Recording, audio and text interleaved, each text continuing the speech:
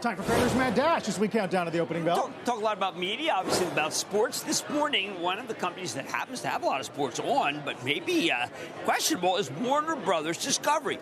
Wells Fargo is downgraded to equal weight. There have been a lot of talk that perhaps Comcast might be interested, kind of taking that off the table. Content licensing, double-edged sword. Target goes from 16 to 12.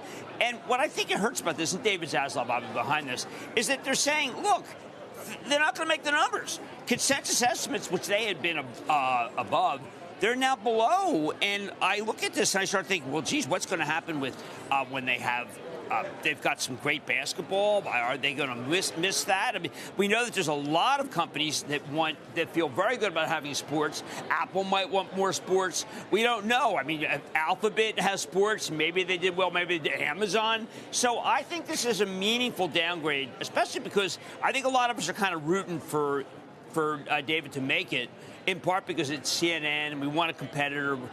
They do suggest, by the way, in an election year, you couldn't get away with it, which almost, I mean, I was listening to Lena Khan today on I just kind of lose my tongue because, so one point she said we're making a study of it. I mean, now I did my second year law school. I did a lot of studying. I studied. I mean, one of the things I did was study. I thought that when you're the head of the FTC, you would do more than study. But you know what? She's a studier. She's a student.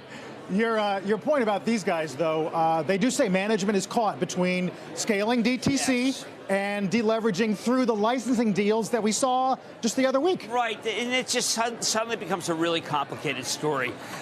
Look, we work for Comcast. Comcast is a pretty clean story. People want broadband. They obviously are pure content, and I don't know. I don't know if this can hold.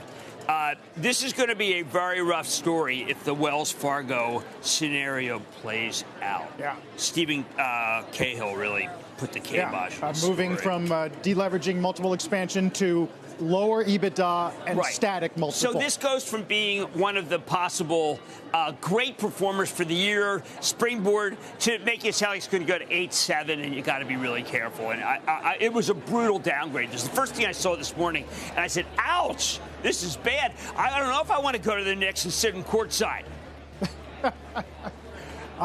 They're not alone in that boat. No, they're not. It's in sharp contrast. Media's just been terrible, Carl. Sharp contrast to the Netflix print the other day. Yeah. Opening bell in a few minutes. As we said, Rob Gronkowski's going to join us at post 9.